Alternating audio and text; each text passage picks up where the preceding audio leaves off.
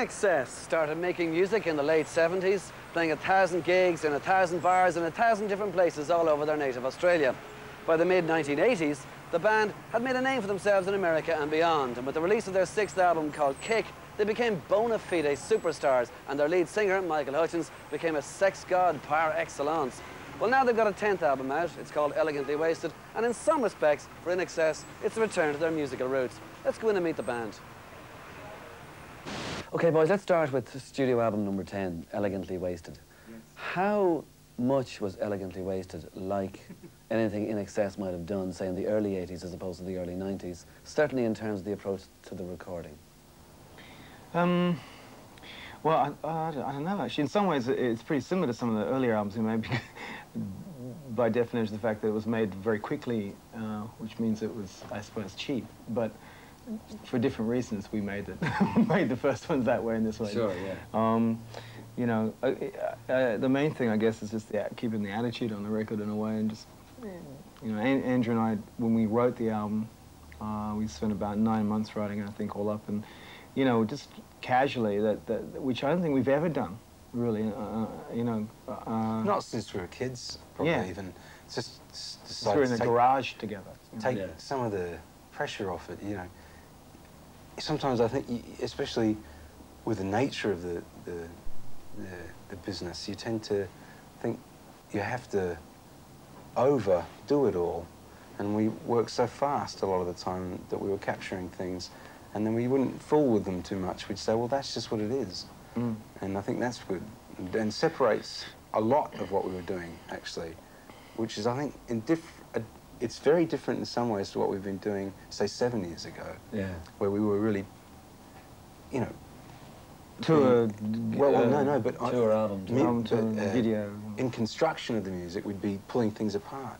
And to the nth degree and putting them back together. Yeah. Whereas I felt what we were really doing this time was much more immediate and having confidence in the little things and saying, well, we'll let that... That's that. That's that. Mm. You know? Do you think, though, also, because there's been a longer gap between this studio album and, say, a last studio album, that therefore there's time also in that amount of time to take stock, and in taking stock you realised, wait a minute, hold on, why do we have to do an album like that, and that?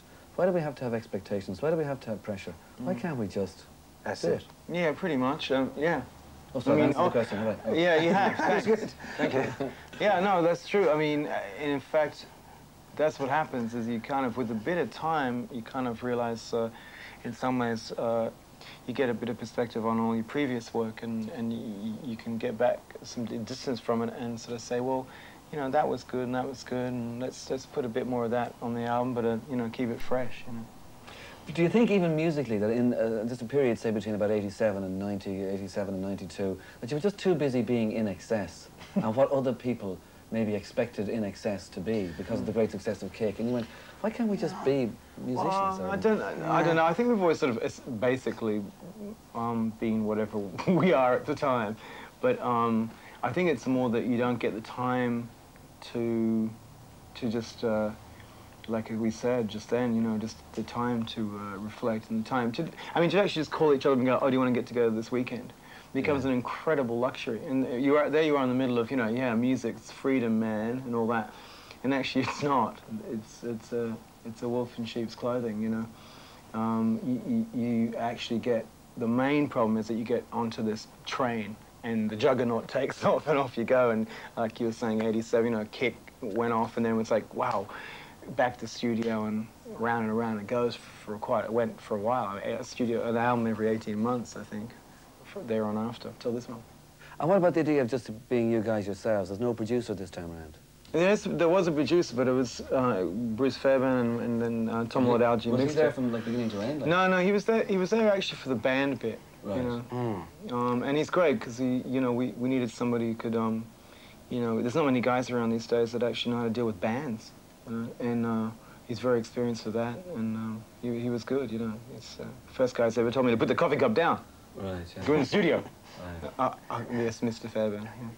Yeah. So, you know, that was good. We did the album, basically tracks in 8 days, 16 tracks in 8 days, so that's what we wanted, you know, bang, bang, bang, bang. Like when people say they need to sort of do this reinvention or reconstruction or deconstruction or to change musically, do you think that that kind of change sometimes is a bit overrated? I think there's a big difference between reinvention and its semantics. You know, there's a big difference between reinvention and just keeping up with what you think's trendy that month. Yeah. You know, I mean, and you've got to be really careful with that, really careful with that.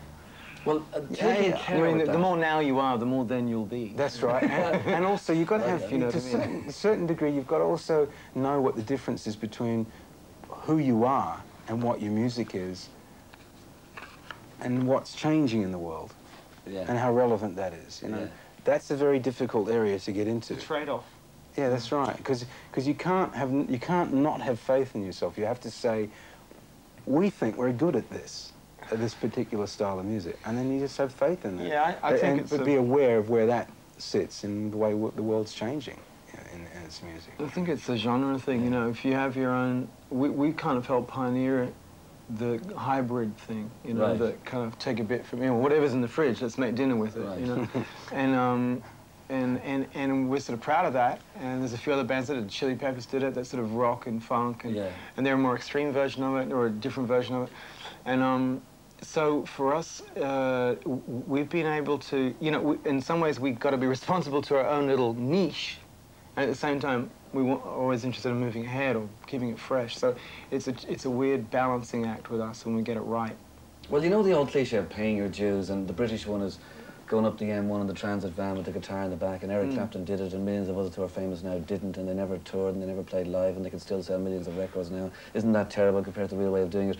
You did it the real way, okay? Without a doubt, you did it the real way. It was the only way, actually. Well, it was the only way at the time, probably, sure, yeah. But do you think you took a long time to be good?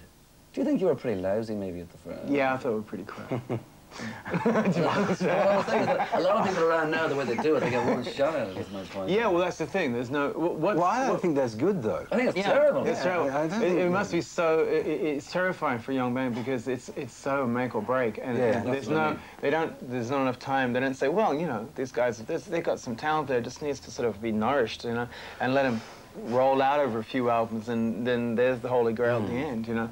You know, for us, our first two albums were just a complete chaotic nightmare, you know. We were just fumbling in the dark trying to find it, but thank God we could do it. But that's all part of it. Well, to me, there's a dual answer to what the question you just put to us, because you asked us, did you think we were dreadful when we started? Recording-wise, yeah. But I don't think we were live-wise. And I think our live shows, even from when we very first started, we were cutting our teeth always in places where the age to get into for drinking laws was always above 18. And it wasn't until we started going to... That's right. And it wasn't so we started going to America, and we had this teen thing that I think that was just ironically around the same time we started to hone our craft in recording studios. But live, we always drew lots of people to our concerts. And I think that's where I have to say that I don't think we were crap live. Maybe some of our early recordings weren't that great. There's one thing about INXS people have said in the past, and that is that a lot of bands are very focused. INXS or not, you're six guys pulling apart, and that's the best thing about you. That's what gives you your strength. Agreed. Well, I think we're very organic. And as much as half of our success has been being in completely the wrong place at the wrong time, half the time, instead of deliberately being sneaky enough to plan ourselves, you know, and in a certain way that's been our saving grace. And also being Australians, just for a minute, the difference is, because I know you mentioned U2 before, I think the difference is I've just lived in England for almost 5 years. I've just moved back to Australia personally. I know now that when you're in Australia and it's a small population, you think a certain way. You take the world on in a certain way.